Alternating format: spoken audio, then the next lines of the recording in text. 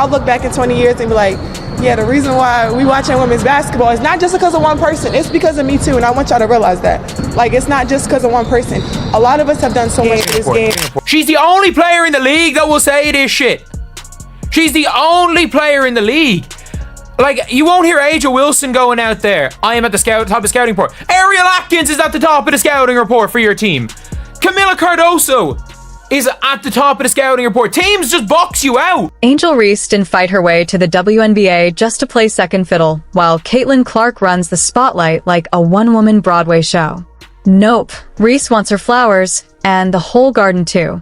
That's why every side eye, every cryptic comment, every on-court scuffle is dripping with "Notice Me, America" energy. Because let's be the reason why I feel like she isn't unfairly criticized is because I'm not gonna go into the bad guy, good guy. At the end of the day, Angel faces everywhere.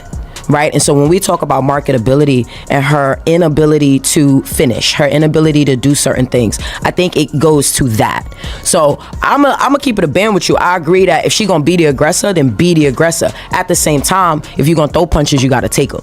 And so I felt like, to your point when you said, I bet she did. You can't see me because Caitlin did it. Right. Absolutely right. But now when you come in the league, right, and you fall in, you know what I'm saying? You got your 13 and 13, but now it's not translating to winning. Just when you thought the delusion couldn't get any thicker, Angel Reese jumps back into the media cycle with another zinger. Forget Caitlin Clark being the scouting obsession. Oh no. According to Reese, coaches are burning the midnight oil over her. Picture it. Opposing staffs huddled in dark rooms, coffee mugs shaking, whispering like it's a horror movie. How do we stop Angel Reese? If Angel Reese was someone who ever held her tongue and was someone who had been a no comment machine in the past, someone who wasn't so unapologetically Angel, all those things existed, people wouldn't look at her recent no comment and just say, you've always had a comment before. Like she's out here talking like she's an unstoppable force wreaking havoc on the league, when in reality, she's racked up more missed layups than WNBA wins this season. It's almost sweet, honestly, the kind of unearned self-assurance usually reserved for toddlers running around in superhero costumes. Because, let's be real, if Angel Reese is showing up at the top of a scouting report, it's not under shut down her production. It's under contain the antics. Please tell me it's a fake quote. Please tell me this is a fake quote. Because this is something where it's like, everyone says, and it's like, oh, Angel's a developing player. It's like, oh, she's only in year 2. Why is everyone like going at Angel Reese and all this stuff? And, you know, oh, people can't stop talking about Angel Reese. This better be a... No team in the league is burning through film to stop Angel Reese from dropping 40. At best, they're probably just asking, how do we keep her from turning the third quarter into a soap opera? But hey, go off, Angel. Say it with your chest. Meanwhile, Caitlin Clark is busy rewriting history like it's a college thesis due at midnight, breaking records, stacking assists, and casually pulling logo threes like she's ordering takeout. That's the difference. One's chasing attention. The other is the headline. But I will say, Angel Reese, Ronnie and I have debated it on the program.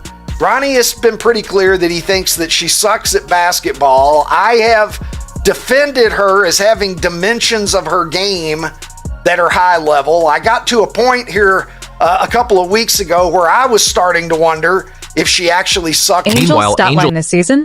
The equivalent of a shrug and a polite golf clap. She's had maybe one game, one that made people say, okay, that's the Reese we were promised. A single bright spot in a buffet of meh, and yet, somehow, she swears she's getting triple teamed every night. Girl, please. If defenses are collapsing on you, it's probably by accident. Guards in this league are pulling more defensive attention than Reese gets in post-game highlights. The funniest part?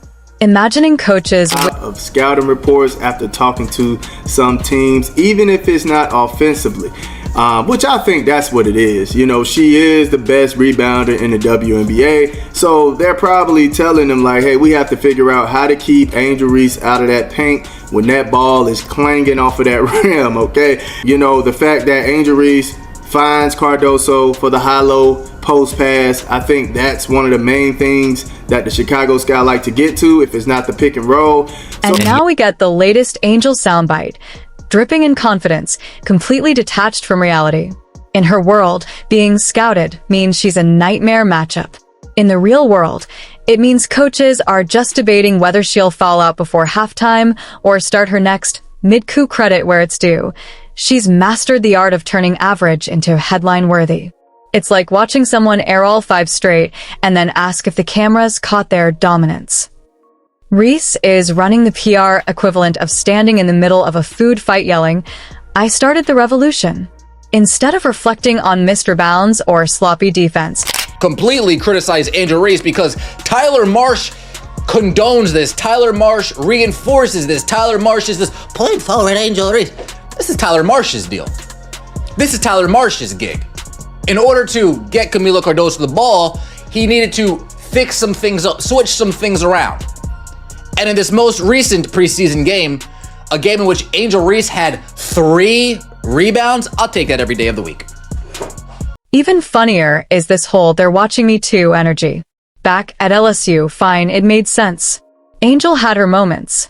She flexed, she bullied the paint, she stacked double-doubles like it was a TikTok trend. But the pros aren't college, and the scouting report has long since moved on. Now there's a new headline act, and her name is Caitlin Clark. Teams are literally drawing up entire defensive game plans just to slow her down, like she's holding the nuclear launch codes. Meanwhile, Reese is out here logging 26 minutes, dropping 6 points, and acting like she just broke the Matrix. The only thing she's breaking is patience. It's like showing up to a Beyoncé concert, singing 3 notes from the cheap seats, and then wondering why your name isn't on the ticket stub. At this point, it's impossible to tell if Angel actually believes her own hype, or if she's just trolling the entire WNBA for sport. Either way, mission accomplished. Because no matter how lukewarm the stat line, she's figured out how to stay in the conversation.